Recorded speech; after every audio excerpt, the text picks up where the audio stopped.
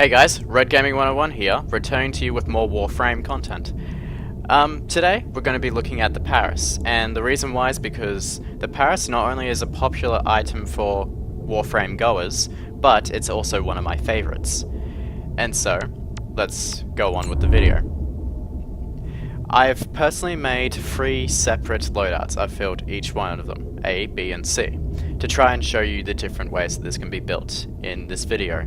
Now, I don't think I'm actually going to be covering all the different possibilities, but the different possibilities that I've thought of at least. Here's what I started off with. The basic mods configuration that I would personally use, which is things like Serration, Thunderbolt, Point Strike, Shred, and Hellfire, whatever, your normal kind of things. And then I heard something about a month ago that you can build the Paris in a different way, and that is focusing it around speed. And this seems like kind of a foreign and silly concept, because any person who's used the Paris knows that it's not a fast weapon. It's definitely not supposed to be a fast weapon. But I wanted to see what they were on about anyway, so I made Loadout B, and I've been using this one personally as well. So now you've got Ammo Drum, Cryo, Speed, Thunderbolt, Shred, Fast Hands, Serration, and Hellfire on it. And I can tell you myself from personal use, it makes it a lot more devastating.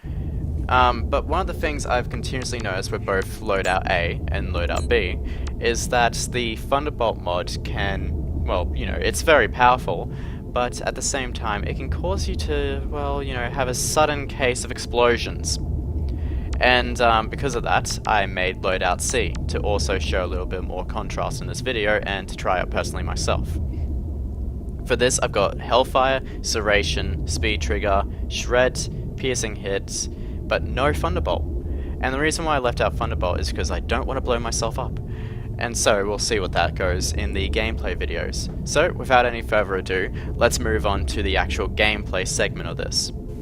The Paris is an entirely silent weapon, so stealth players are going to find the most use out of it, but non-stealth players are still going to find a lot to offer from its high damage and all-round versatility. And when you're throwing around a mod like Thunderbolt, it becomes even more deadly. But the best thing about both the Paris and the Thunderbolt, even the explosions are silent.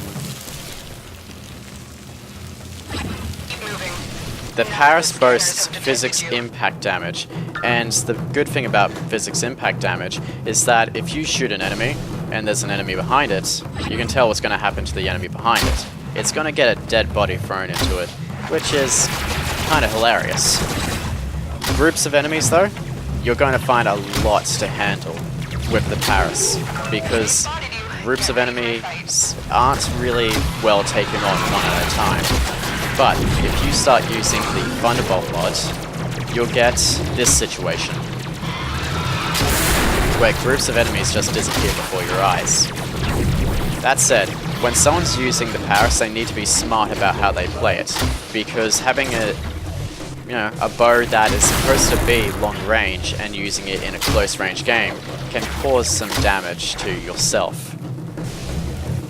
The best thing about the Paris though has to be that even without charging, you can still do an insane amount of damage.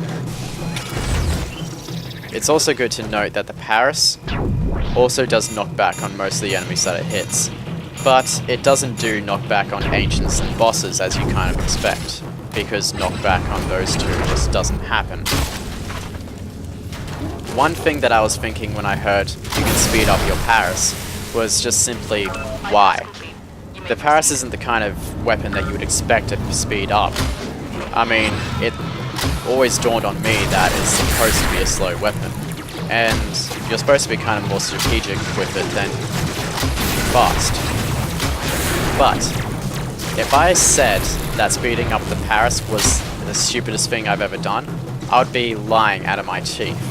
As a matter of fact, it's one of the smartest things I have done for my Paris, and it has upped the game so much more for me and allowed me to use my favorite character once again, because my Loki uses the Paris, and I kind of keep my loadouts with my weapons and my Warframes kind of exclusive like that.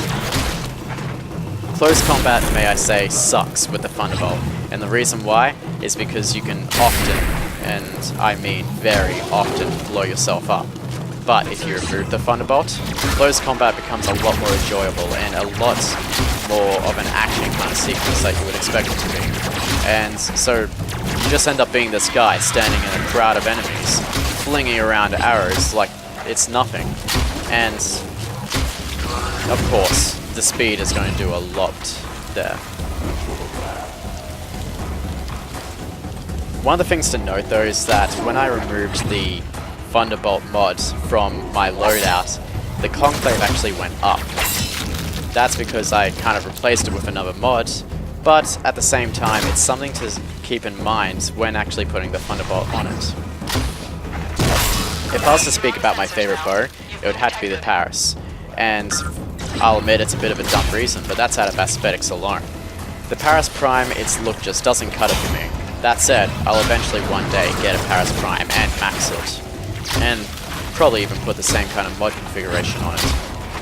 If I was to do Dread though, I would probably hate myself, because the Dread is just not as good as the Paris in my eyes. Because when you get rid of the armor piercing, it's kind of becomes a little bit messy.